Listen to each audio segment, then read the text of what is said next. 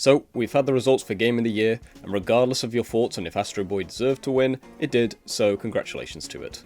But here on this channel we talk about monsters, creatures, and basically anything that goes bump in the night. So let's break down the 6 nominations in order of worst to best and decide who deserves Monster of the Year. I based the list off 3 factors: how fun, how well designed, and how memorable the bosses that contain monsters are.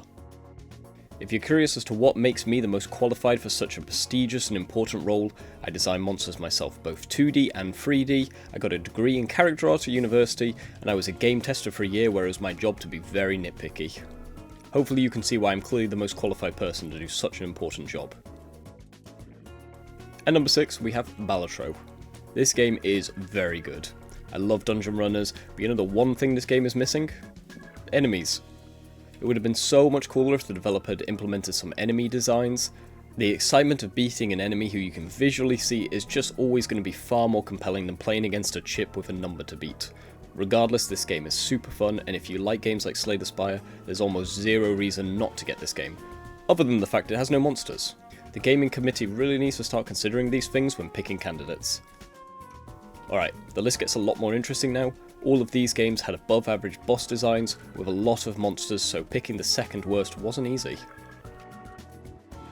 At number 5 we had Metaphor Refantazio. I hope I said that right. So although this game is here, its boss designs really aren't too bad.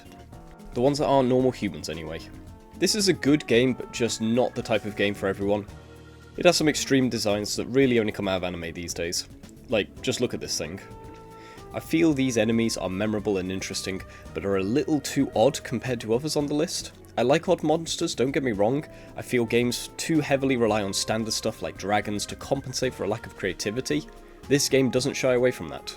Maybe it's the genre or the fact that they were both made in Japan, but I got real nostalgia for Dragon's Quest watching these boss fights. An issue I find with turn-based games is that they struggle to make each boss different enough gameplay-wise.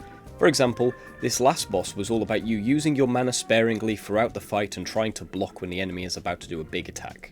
However, for this next boss, you do the exact same thing. It makes the only major change being the size of the enemy's health bars and some of their status effects they can inflict. So this kind of game suffers from this and must rely on design more than others on the list. It does a decent job of making memorable enemies by having all sorts of weird elements about them. Like this guy with people walking in circles around his head. But unfortunately there just isn't too many like this in the game, so it's getting this spot here. At number 4, Final Fantasy VII Rebirth. The story is not for me. It's too long, too complicated, and I don't care to delve into all 16 games. I looked it up and it would take 1,324 hours to get caught up, but I'm here for these designs. Maybe it's just the art style, but they really give me Monster Hunter meets Resident Evil vibes. These boss fights look intense with attacks doing serious damage, and when selecting abilities everything slows down around you, allowing you time to appreciate these designs. Again, if it wasn't for how strong the competition was, this game could have easily won another year. The 3D art is clean, the graphics realistic, and you can see the amount of skilled labour that went into each monster. If you know your stuff, you see the skill that went into modelling, skinning, rigging, and animating these creatures. It's an issue that comes to the lack of attachment these monsters get. They rarely have much build up other than the final boss. A lot of the time the party is suddenly confronted with a large monster they must fight, so the fights are fun but lack memorability and overall importance to the story a lot of the time. The game is still great, and if you're a Final Fantasy fan, I'm sure you weren't disappointed with this game. But unfortunately, a lot of these enemies are just too forgettable, regardless of how competent they were. At number 3, Astro Boy. Look, I'm as surprised as you are.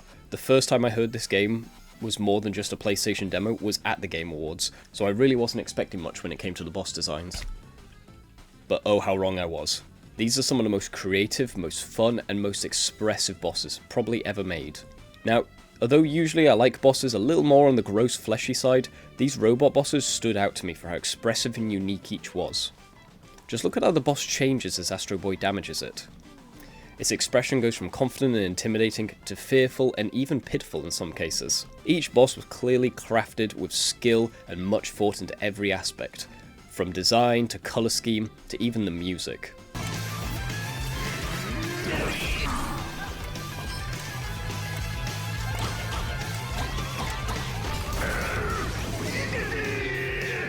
From just the bosses alone, I have a much better understanding of why this game won Game of the Year.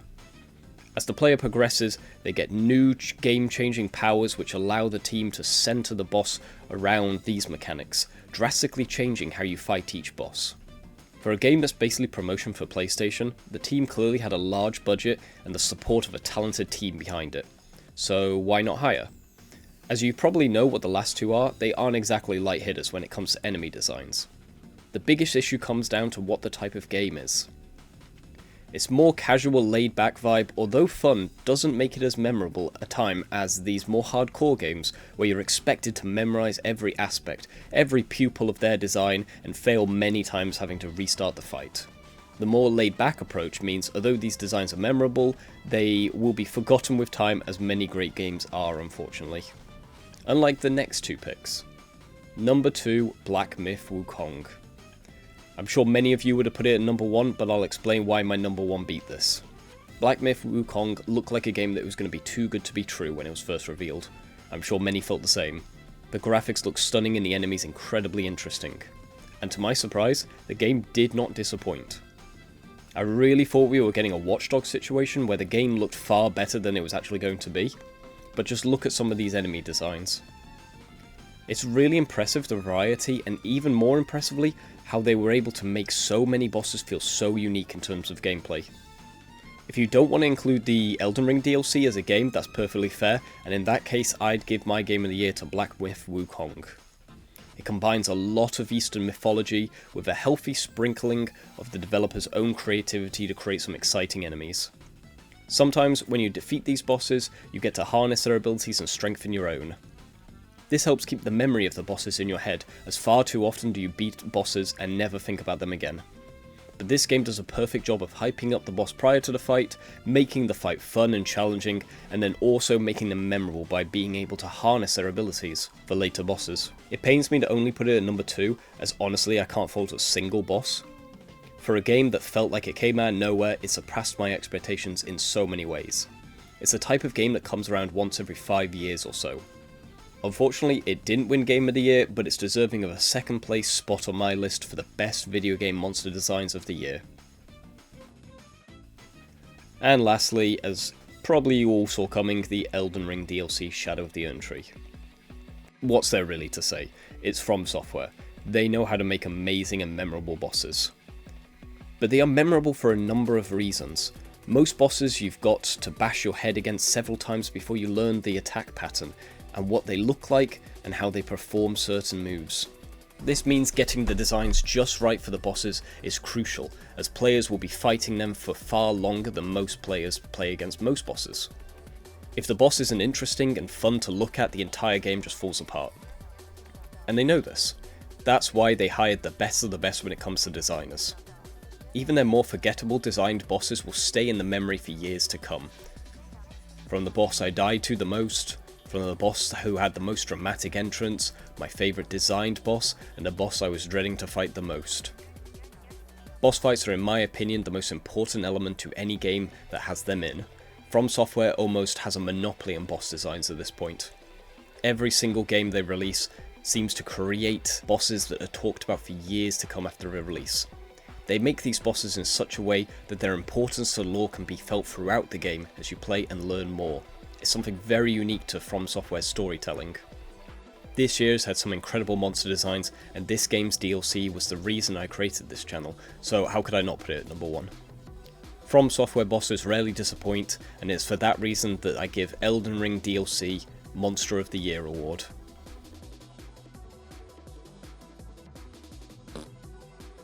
I really hope you enjoyed, and let me know below if you agree, disagree, or felt that there was a game out there that had an even better monster design. I'd love to hear about them. Until next time, have a great day.